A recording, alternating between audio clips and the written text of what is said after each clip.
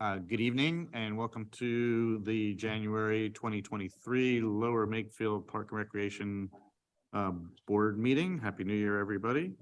Roll call on the line is Mike Blundy, Michael Brody, Kim Rock, and we also have our supervisory liaison, Fred Weiss. Here in the building is Doug Kraus, myself, and Monica Tierney. All right, first order of business is our annual reorganization. First order would be for the chair. Do I have any nominations for chair of Park and Rec Board for 2023?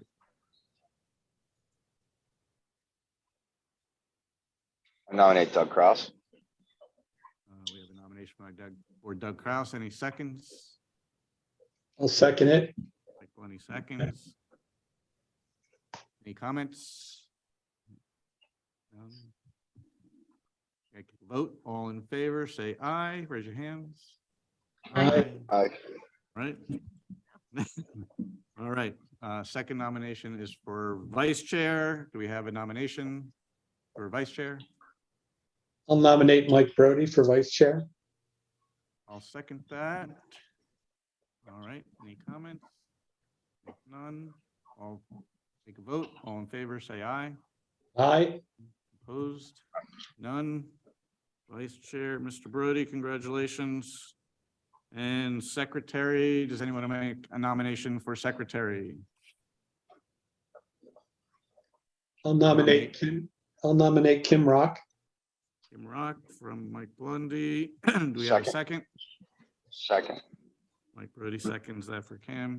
Do we have any comments or discussion? None. I'll take a vote. All in favor, say aye. Aye. Any opposed? Aye. None. So be it. Kim, congratulations. Welcome back as secretary. All right. All right. The next order of business is approval of the November meeting minutes. We did not have a December meeting, so we have any comments on the November meeting minutes? I didn't have any. If none, we'll take a vote. All in favor of approval of the meeting minutes for November Motion. 8th?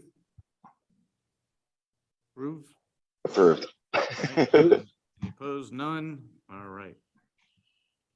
All right, so we are, I was informed when I got here that the Ellen presentation is, she's not feeling well, so she's under the weather, so we're gonna push that back till February. So we're going to move on to the review of the open space ordinance. And Jim, you are here and present, and turn it over to you for your presentation. Thank you. Hello, everyone. I'm Jim Majewski. I'm the Director of Community Development here in Lower Makefield Township. And the Board of Supervisors was looking to increase open space in the land, lots of land that are still available for development in the township. And we came up with an ordinance that has been advertised that would mandate that all new subdivisions require 25% open space as part of the subdivision. And I'll just share my screen real quickly and just run through some of the key points of this in a second.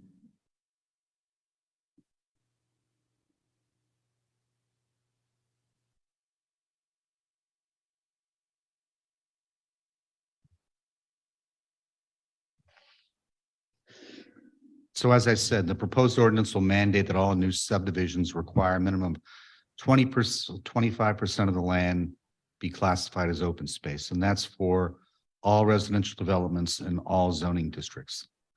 In order to make it fair for the developers, the density on the remaining land, that 75% that we're declaring developable, that density would be increased and the minimum lot size would be decreased. So the net effect is that the applicant would still be able to obtain the full density for the overall property by right. And that way we gain open space, they don't lose any lots, and therefore it's something that is legally defensible. Developers can also opt to preserve more than 25% open space, and there's a sliding scale that as they increase the amount of open space, they could gain a little bit more density so that at the end of the day, we could potentially even gain more than 25% open space. And yet they will still be able to maintain the number of units that they would get otherwise under what is currently allowed under our ordinance.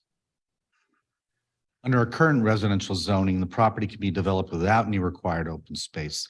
We do offer a couple of alternatives for developers. One is the farmland preservation option, which requires 50% open space. And that's a lot of the northern end of the township, all of the Fairfield at Farmview, Brookfield at Farmview, Leadham's Field, Penn's Field, Makefield Brook, Heather Ridge. Most of those have that 50% farmland option. And all those farms are preserved by the Farmland Preservation Corporation, and they own and maintain that property. About 15 years ago, we expanded that to allow for an open space cluster option that didn't have to be farmland, because we realized that not all land is basically suitable for farming, and we'd still like to provide developers with the option of preserving open space. Lately, though, developers haven't been taking advantage of that, and that's one of the reasons why we came up with the mandating open space.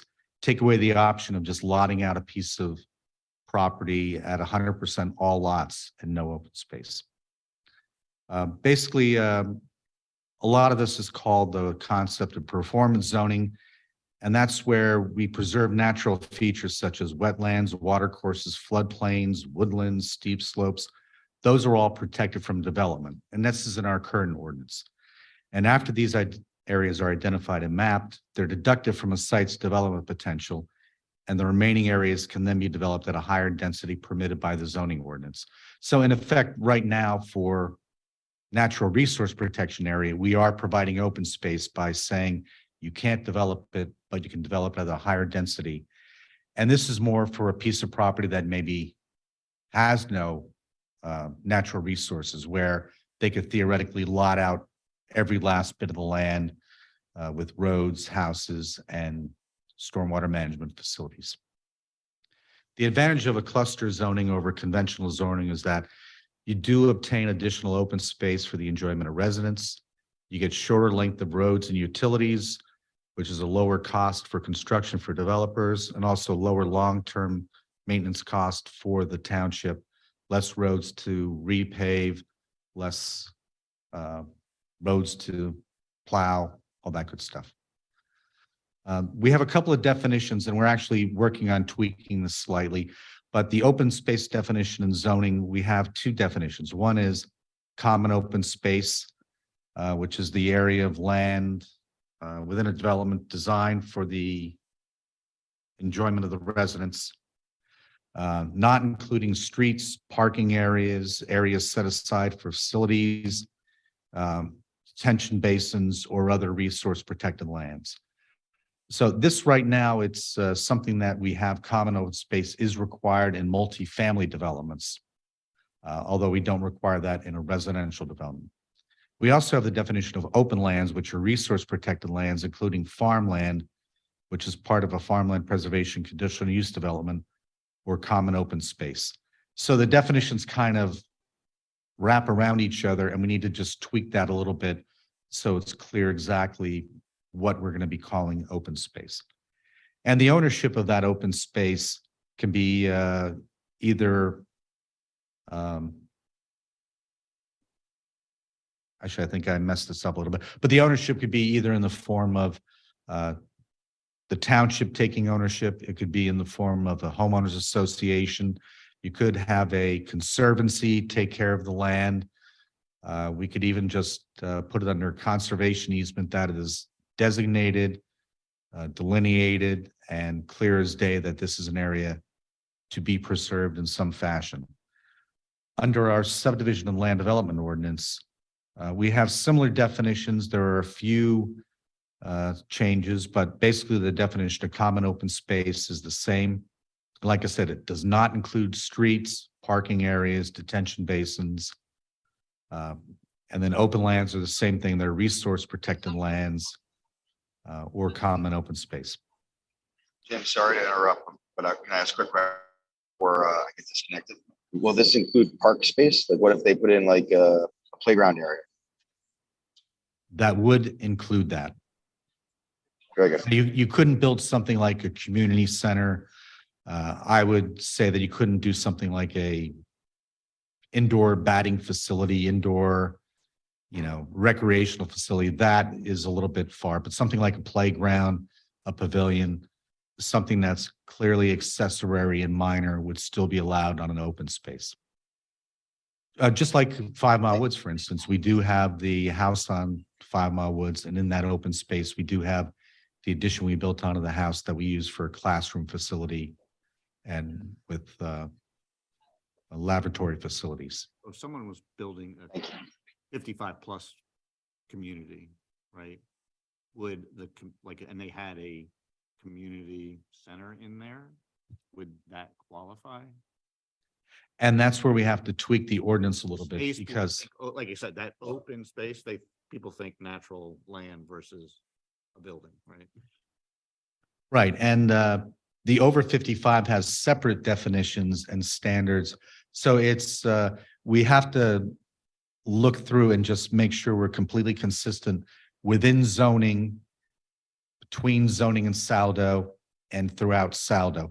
And a few people noticed a few minor inconsistencies that have confused a few people. One thing on open space standards, it shall not include land occupied by commercial, industrial, residential, or non-recreational uses, or land reserved for those future uses, stormwater facilities, and the like. Also, we say that the open space can't just be leftover areas or remnants of land after lotting out or other unusable areas. So you can't put a little sliver of land that they say, oh, township, you're going to own and maintain that, when it's really not practical or feasible. We also have standards on the open space that the parcels have to have a length to width ratio of less than 4:1, and that they be not less than 75 feet wide, so that you get sort of some kind of a usable area, whether it's for a neighborhood green, playing fields, or trail links. And that's actually spelled out in Saldo, that you could go less than those dimensions I just mentioned if it's designed for a neighborhood green, a playing field, or trailing. So it's clear that recreational facilities are allowed in this ordinance. We do have a number of properties out there. Let's say you had a 100-acre piece of property under this ordinance. Currently, they could just put the 90 to 100 residential lots that are all 1 acre in size, and you'd have nice big yards, all 1 acre lots, but there would be no open space for the neighbors. They'd have to go somewhere else. Under this, you'd have 25% open space. So for a 100-acre piece of property that's not encumbered by resources, we would pick up 25 acres of open space, configured in some way to the benefit of the township and the residents, whether that's in the form of a larger buffer from roadways where you have a visual open space, a usable open space for recreational purposes. You can put trails, neighborhood greens, and the like. And at the same time, you just have smaller lots than you otherwise would have. And that's pretty consistent with what we currently have throughout the township. The R1 zoning district, very few of the subdivisions there are all 1 acre lots. Over half the subdivisions have lots that are probably a little more than 1/3 of an acre or 4/10 of an acre.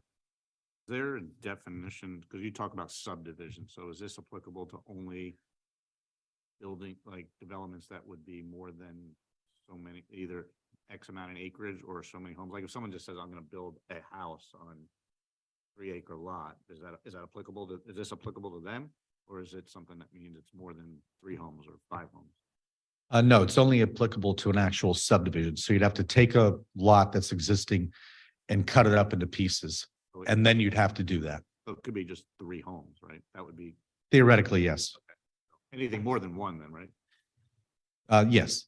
Although we do have a minimum, 2 lots, right? But yeah, we do have a minimum size of like 1/2 an acre of an open space. So if you had a small enough 2-lot subdivision, it wouldn't be applicable to that.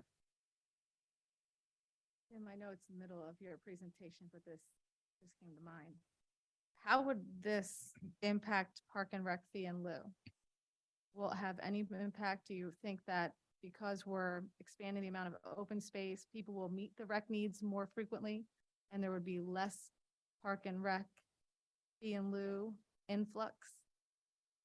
Well, we still have in the ordinance the option that you can get more lots out of a property by paying the fee in lieu. So that would be kind of up to a developer with input from the park board, from the planning commission, the board of supervisors. I've seen it done both ways. There have been a few developments that have actually constructed recreational facilities. Peak Farm was one where they dedicated the land and constructed a little playground out there. So they didn't have to pay the fee in lieu of, or they wanted to just add some amenity for their residents. Most other ones would prefer just to have lots that they build on and not be responsible for undertaking the construction of recreational facilities. Well, if they add rec to the open space that they're required, does that count as rec space that would accommodate the, like, balance out the fee in lieu fund? Well, they would have to put improved recreational facilities. It couldn't just be, I gave the land so you could use it for recreation. Now you have to go do it. They would have to improve it for some use to offset the fee in lieu of. And there have been several developments. The ones I could think of off the top of my head, I think it's the Hidden Oaks subdivision. The parcel that Fred Allen Fields on was actually dedicated by the developer of the Hidden Oaks subdivision. And that whole property was dedicated by that developer for that purpose. Now, they didn't improve the land because I think that the whole ordinance was different back when they did that in the early 90s. But there aren't a lot that actually choose to install the recreational facilities. I think they just don't want to be involved in that. I think to Monica's point is just understanding the value proposition. So like if they, what the amount would have been given if it was in the lieu of versus they decide to do something with the land and they think they can get away with something less expensive than what the in lieu of was. Oh, understood. Yeah. So, but I don't know how They're using this as a, yeah. Yeah. Do you understand what? Yeah, well, someone, I don't know, let's say the amount they would have had to pay it is equal to X, and then they decide to put in a couple of park benches and a small path, and it's a third of what you would have got in funds, right? We just don't want to make this as an ordinance that, and not to make this complicated for As you, an because this escape just came route. to mind, as an escape route of the fee in lieu, and putting up maybe not so quality recreation amenities just so that, or something that is unneeded by the community at large, just so that they can get around the fee in lieu. And I don't know how that could be written in, not that it could be written in, but like you mentioned a process, like if a developer comes in front, it's got to go through the board of supervisors, park board, et cetera. Is that something that's in the ordinance, or is that something that's policy? And Fred, you have your hand up, so. Well, in Usu- our subdivision and land development ordinance, we do have criteria for determining the location and suitability for recreational areas. And it has to meet an intended use of the park and rec objectives, have a relationship to existing recreation areas. The topography has to be suitable and the on-site improvements need to be commensurate with what you would want to do. And that's something that the Planning Commission and the Park and Recreation Board provide advice on any proposed recreation land dedication and any proposed assessment of recreation fees. So if it is not in the best interest of the town, the park board could definitely recommend that it not be approved, along with the planning commission, and the board of supervisors would take that into account. That's chapter 178-90 and 91 of our subdivision land development ordinance. Fred, did you have a And comment, who or maintains oh, sorry. I think I'm on a delay. Who maintains the 25%, or does that determine if the builder keeps it, or if there's an HOA and they keep it, or do they give it back to the township? That would need to be determined. If the township wants the property, we would have to maintain it. if we don't necessarily want the property, but we still want the open space just for, the visual benefit, the look of having open land. If you drive up Dolington Road and Woodside Road, just the visual of having the open farmland with the houses in the background really makes that part of the community look pretty. And that could be maintained by a homeowners association that they would have to come up with. And that's sort of the township's choice on that. We do not have to accept dedication if we do not want to. If we're accepting dedication of property, is that something that will always come, especially if it's going to fall under parks? Is that something that would come before the park board before it's decided by the board of supervisors? Only if it's parkland. If they're not using that open space as parkland, if they just want to have a big field and plant trees in there just to make it an open space, then it wouldn't necessarily come to the park board. Okay. Fred, do you want to, I know you had your hand up earlier. Did you have a comment or did Jim answer your? Well, Jim answered it very well.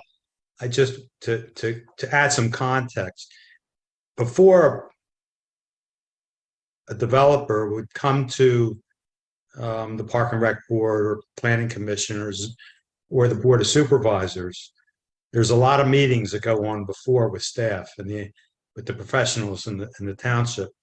And there's a lot of input before it even gets to the public previews.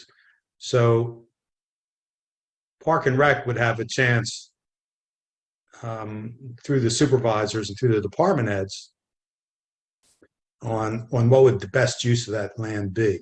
So if it did affect the park, and this is my opinion, if it did affect the Park and Rec and fee in lieu of, it would be because Park and Rec has already decided on best use for that land if it was going to be in the Park and Rec department. I mean, it could be Public Works, just passive open space. It could be, if it's part of the development, a homeowners association is in charge of it. It would be up to the homeowners association. But as far as, if fee in lieu of money is concerned, we would know that even before the process began. Thanks, Fred. I know that Kim or Mike, do you have any other questions for Jim? I think this might have been answered on the first slide, but would wooded lands count as open space, even though it's not technically open? The way it's currently written, that's what it is. In our meeting the other night, we discussed that maybe that's not what was intended. So we're looking at possibly modifying that slightly and looking into it. But in general, open lands would be open lands. It could include woods. Okay. Are there any other townships that do this? Yeah, a lot of towns do offer an open space type cluster ordinance, usually as an option for a developer. We'd like to make that sort of a mandate that we do want more open space, more of that open field that we currently have in a lot of our township. I'm pretty sure Upper Makefield has a similar policy. Yeah, I think they do they have done that in some of their subdivisions. Jim, just, Newtown and Northampton Township have extensive cluster development, which I know of. Jim, I just have, just for my own edification, the road width, the width of the roads, like if you go to different developments, they're different sizes. Is there a minimum size that developers have to use for the width of a road?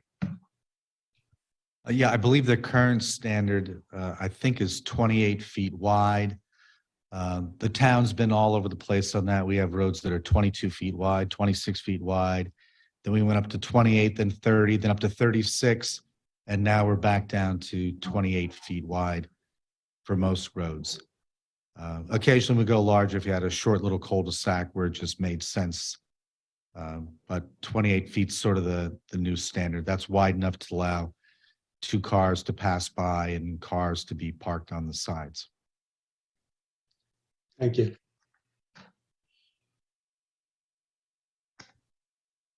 So I guess what we need from the park board today is a determination of if the park board is interested in supporting this. And is Mike, I don't know if Mike's He's- back. I think he's in a tunnel. He said he might. I'm back. I'm back. Mike I'm is back until 8:30. Okay, good. I wasn't sure if he was back or not. A potential motion on whether the park board would support this, moving forward with this type of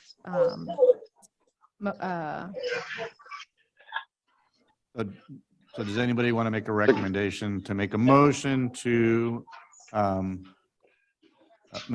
recommend to the Board of Supervisors in support of the open space? review of the new open space ordinance for residential development? I'll make a motion to, let me say that out loud, make a motion to recommend this to the Board of Supervisors for the review of open space ordinance. I'll second it. Can I ask some questions before we vote? Just because I wasn't one. Is, Sure, Mike. so the general, Can you text me your questions, Mike?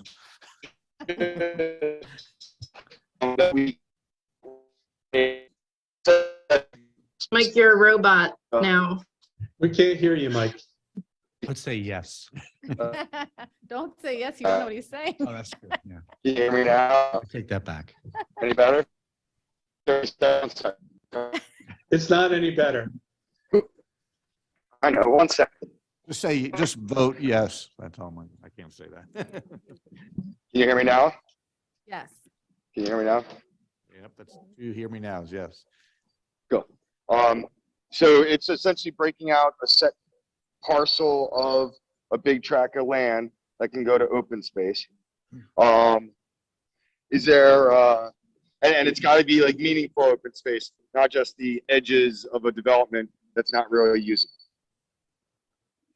Correct. And are developers able to like fight that at all? Or no, if the township approves it and it makes its way through all the different like approval processes and all that, then like it doesn't matter that we don't own the land, like they have to abide by that? That's correct. Cool. That's all my questions. All right, if, Yeah, you want to vote now before I go back in? all in favor of the motion put forth by Kim, please say aye. Aye. Any opposed? None? All right, all approved. Thank you. All right, do we have any liaisons here? Are there any liaisons on the call? I think George is online. But thank you, Jim, appreciate it, Yeah. as always. George is on the line? Is anybody on the line from any of the athletic organizations? No. All right. George If is you on come the in, line. just let us Bring him in. know. We'll move on to.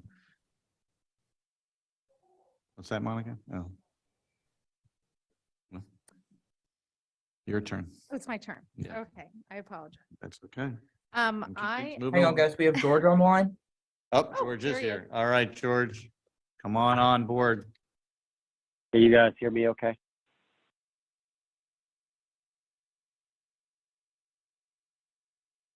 You guys hear me okay? Barely. I don't know if there's a volume issue, but I'll try and do my best. How about this? Better? All right. I'll give it a shot. Happy New Year, guys. I just have two quick updates for you if you can hear me. If not, I'll text Monica and then she can give them to you anyway. So we just finished some top dressing. We're almost done some top dressing out of Makefield Park. We did top dressing on fields B, F, H, and I, just to kind of get it more level out there. That was about almost $40,000 of expense to us. So, but I want to thank you guys, or thank Monica in particular for partnering with us on it. Really need to get done. So hopefully we can continue to get some more maintenance on some of those fields in the springtime.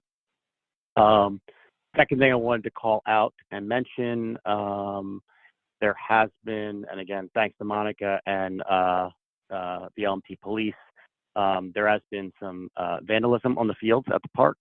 People have been driving on the fields, in particular D, H, and I. So unfortunately, I, after the top dressing, good news, it didn't do too much damage, so we fixed it. So we're just trying to work out who that might be. When did that occur? Was that recently? There were 3 different occurrences. Three. Yeah. Yes. Okay. I'm sure the police. Keep coming back for more. Yeah. We don't have, do we have cameras in that part of the park? Yeah, we have cameras throughout the park. Okay. It's a matter of if we can find it all. Hopefully we catch them. Then I assume your registration is open, George, right? For spring? Yes. Spring registration is open. Yes. Spring registration is open. We're doing well. Expect our rec numbers to improve again this year. So very excited. Great. I appreciate the update. Any questions from anybody for George? No questions from the other members of the board? Appreciate it. Thanks for calling in, George. Hey, thanks, guys. Take care. All right, Monica, project update. All right, I'm just gonna go through them. List. Public record, here we go. So, Memorial Park, the DCNR Phase 2 Memorial Park East project is formally closed out. We did request the payment for $250,000. The request for payment was approved.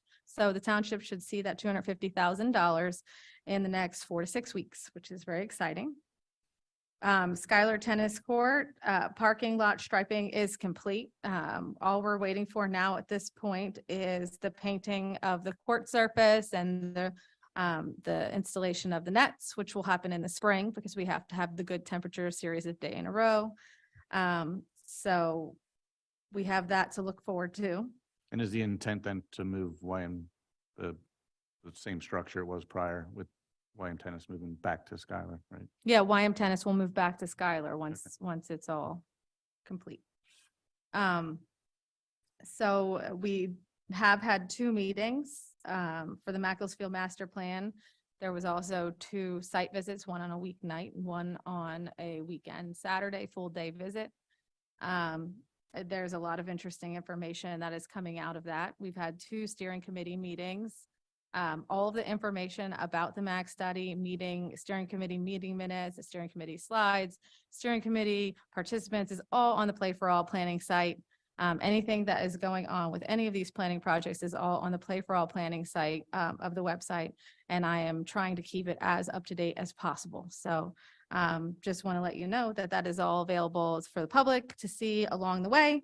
Last night's meeting would be up in when, maybe 7 to 10 days? Well, I have to wait for the vendor to get the minutes and the Okay. slides to me. So I'm hoping less than 7 to 10 days, but Okay. soon. So all of that information is up. We've also collected a lot of data from leagues who are currently using the fields and neighbors and residents. And we will start doing key person interviews real soon. And we're planning to do 2 focus group. We're looking to do 1 focus group with youth. So like teen tween age focus group.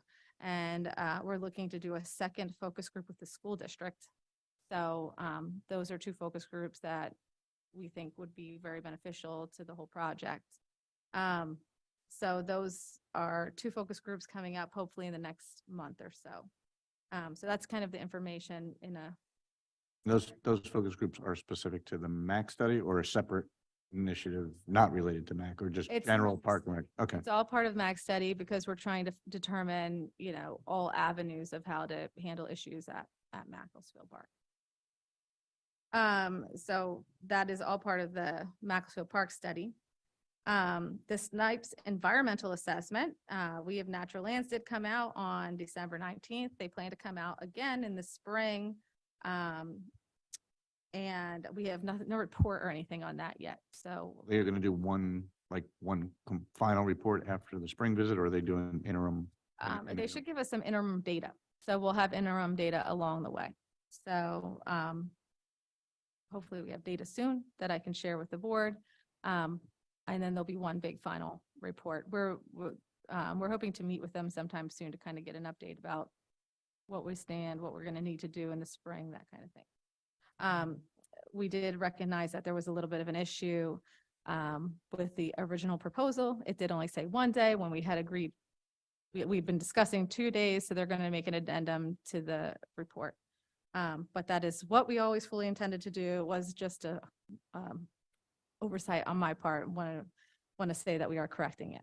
And with discussions with the experts, right? Spring is the right time for them to come out, so that we don't say somebody should have come out in late summer because of X, Y, and Z. So as we complete the analysis, I just want to make sure that's the correct time, like. Well, that- Natural Lands feel very comfortable with the Okay. 2 visits, the Okay. seasonal change.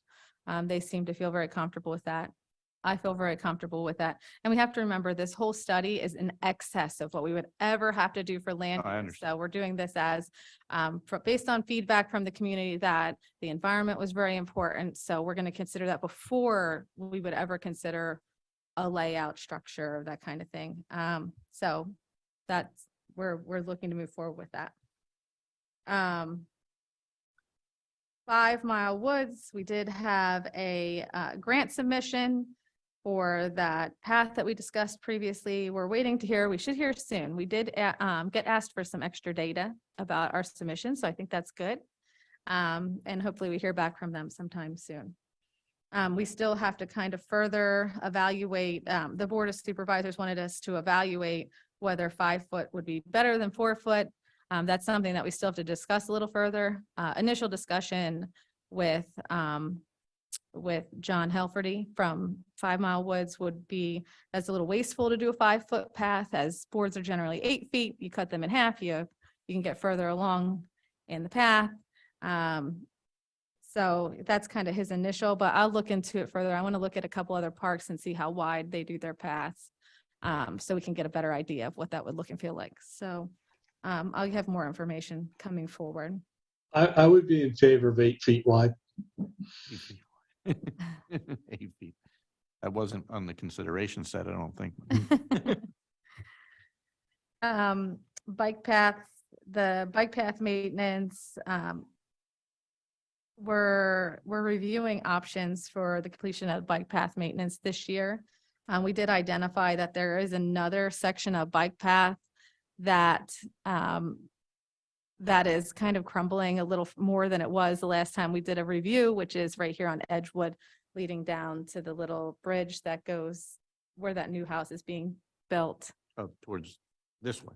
Towards Veterans Square from the Right. township building. So we're looking at options of how maybe we could handle that this year instead of future years. That'll probably come before you sometime soon. The pool painting. Oh, I have one question on bike paths. We had that presentation regarding those test bike lane, Mhm. the potential, did that go any further? It hasn't at this point. It hasn't. I forget, I think it was Emily who came to present. She actually left Okay. the organization. So there's some transition there. Okay. And not to mention, we have a lot going on right No, now I too. understand. So You mentioned bike paths, so I just. yeah, no, I'm glad you asked. That's great. Oxford Valley Community Trail, I forgot to mention too, the ADA ramps are almost fully complete. There are some gaps in the path that it might not get done until spring. So we're just trying to make that safe at this time. I think there's further meetings this week with TPD about how that is going to continue to progress. So I'll have more updates for you coming. For pool painting. Oh, wait, it's- Monica, What? can you hear me? Yes? No, it's for the path, are we trying to figure out a way to like fill it with like rocks or something so that they are we anticipating that they'll stay closed like that? I, to be honest, I don't know enough yet. I think that making them safe to walk on temporarily until we fill it in would probably be the best option, like stone. But I'll have a better answer for you probably on Friday or in the next report I send. So you should have more of an update then. Thank Mhm. Pool painting, every year we paint the pools. This year it's come to I knew that we were going to have to sandblast the pools in the next few years, which sandblasting is very expensive.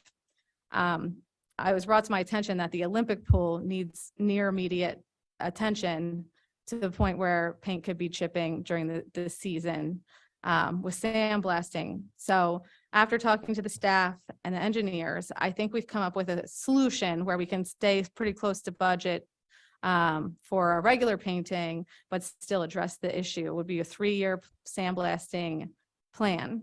So we would focus this year on the Olympic pool, sandblast and paint that well. Once you sandblast and paint it, the paint should last a little bit longer. We will forego painting on lap pool. We will forego painting on kiddie pool and the intermediate pool this year, but we will still do the acid washing and paint touch-up. And then next year, in 2024, we would sandblast and paint the lap pool, and we would do all the same to the other pools. We wouldn't paint any of the other pools. And then the following year, we would do the other 2 pools, and that way we would get through the sandblasting. Sandblasting lasts approximately 10 years. We last a little longer than 10 years this time. So we should be able to stay within, everybody feels very comfortable with this that I've talked to. It was a good solution. So I believe on the next Board of Supervisor meeting, we plan to put the paint out to bid, and that's how we're planning to do that, so we can resolve that concern of the sandblasting. Timing wise, you put it out to bid, obviously you have a estimated budget, but I know timing wise with pool opens in a certain amount of time, we had the issue a couple of years ago where we opened late. So just timing wise, do we feel comfortable and confident that based on when the bids go out, when vendors could come back, that won't impact? Well, the truth is that we do like alternates, like we have each pool bid at a separate price. So if it does come in high, we can kind of make a decision on maybe we do the cleaning of the, I don't know, baby pool. We'd have to kind of take a look at the pricing when it You're comes. choosing the Olympic pool because that's The Olympic pool is the one that it desperately needs. if that comes in, is there a plan B if the cost for sandblasting comes in something ridiculous, what the other option is to fix or repair the Olympic pool, or is that basically your only scenario? Right now, this is my only good scenario. I wish there was lots of options. Just But I you put it out to bid, and then we've all seen bids come back sometimes extraordinarily. Well, we feel Fair. comfortable that we should be very close to the cost of the regular paint bid if we do it this way. This was like the way we could structure it. Ideally, we could sandblast all the pools in 1 year, but it's not an ideal world, is it? So we're just trying to make it so that it's functional within our price points. And then we will be working on implementation of zero waste plan. You'll start to hear a little bit more information coming soon. It was approved by the Board of Supervisors in December. So that's exciting. Art in the Park implementation is underway. We did receive the grant, which is very exciting. So we have a meeting with Seward Johnson Altier tomorrow to discuss the sculptures that would be available to us to be able to place. We have a couple placement sites that we're considering along the bike path near Kids Kingdom, along the bike path in between the community center, the new bike path. So as people are walking the new bike path in between the community center and Keola. We have a couple sites in Memorial Park that we're looking at, close to the pool. There was another one. So we're just kind of discussing those region areas. Are you trying to think, well, it looks like it's concentrated here. You're trying to balance it across the township, like? We're focusing in 2 areas here in Memorial Park this year, and then next year we would be moving around the township.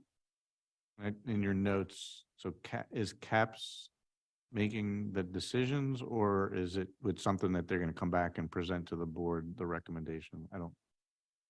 We don't have, Or- we don't really have that kind of time to be able to bring it to a next board meeting, but I will share with you as we go. So we suggested, the theme is play for all. So we looked through their book and we picked what we thought represented play. There is one sculpture that Artists of Yardley particularly wants at their site, and they are donating towards that sculpture, and that's fine. And we're going with that, so they want something near their site. But the theme is play. We told them a bunch that we thought what we liked for play, and they came back to us with what actually is available for play. So we are a little bit limited in that way. But I will be sharing everything as we move along. Thank you. Yeah. Mm-hmm. And I'm happy to announce that we have 3 newly trained, newly certified playground inspectors. This is a very intense course that the staff have to take, a very difficult test that the staff have to take. And it's really great that we're able to have playground inspectors on our staff that they can help check the safety and security. And they're required to now with this certification to ensure that the inspections are more thorough. So that's very exciting that we have that. And that's really the update since the last meeting, the big ones that I can think of. Mhm. Kim or Mike or Fred, do you have any questions for Monica on any updates or anything that she didn't cover that's on your mind? Well, I would just like No. to talk about the path just for a second at 5 Mile Woods and the width of it. Just the boards come in longer widths than 8 feet, don't they? I mean, I was just looking online, there are boards that are 20 feet long. I mean, I could look further. Like I said, we still have to assess it. I didn't want to get too far into it today. We could discuss it. We don't even know if we have the grant at this point, but it's definitely something worth looking into. An 8 foot, we're not, there's a difference between a single track walk through the park that we're trying to make accessible to wheelchair or mobily disabled, but versus the boardwalk at the shore. We want to make sure that it's reasonable and you're still getting that connection with environment in the same way you are now. Well, my concern is that, initially it was 4 feet, and there's going to be rails on the side of it that are right at the ground level. I don't, you didn't determine how big those rails are or how much of the space that takes up. This is going to be an elevated deck, right? It would be outside of the decking. So It they're would not, be outside and not on top of? yes, they wouldn't take from the space. It would be at least, 5 feet wide with rails outside of the 5 feet. Well, we have proposed 4 feet wide with rails outside of the 4 feet. Okay. So So you get the full 4 feet. my concern is that it's just not wide enough. It's just not really usable for people passing one another or people walking side by side on it. So, that's why I'm opposed to, I'd like this to really be a nice, walkable, usable space. How long again was the path supposed to be? Not wide, but what was the 600. length? 600. I think it was 600 feet. 600. So we're looking at, what I could do is reach out to Silver Lake Nature Center. They have a really great board walking system throughout their park, and I can see how wide theirs are. There's still some research that can be done, but to be quite honest, I wasn't really ready to have this discussion at this point.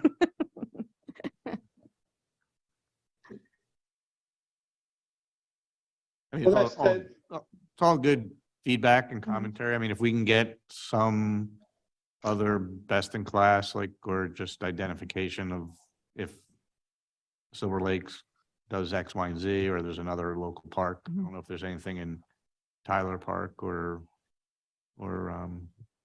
I can actually put the question out to NRPA, the National Recreation and Park Association, and see on standard, we can kind of do an assessment of other parks throughout the nation. See kind of best practices and why people chose to go that wide with their boardwalking, and I'd be glad to do that.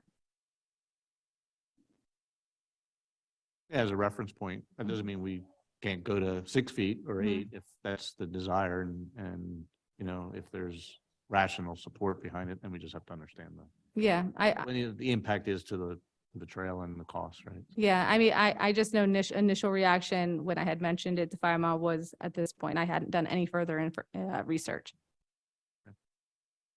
Thank you. Mhm. Do you have any other public comment on the line? No public comment on the line? I Any just other- wanted to thank Supervisor McCartney for being on the board with us the last couple of years and welcome Dr. Weiss to the board, you know, as the liaison, and be good working with you this year. Dr. Weiss. Motion to adjourn? We have a motion to adjourn from Mr. Brody. Do we have a second? A second. Second from Michael Blundy. And thank you all for participation and Happy New Year again, and we'll see you next month. Thank you, everyone. Thank you. Thank Thanks, all. you.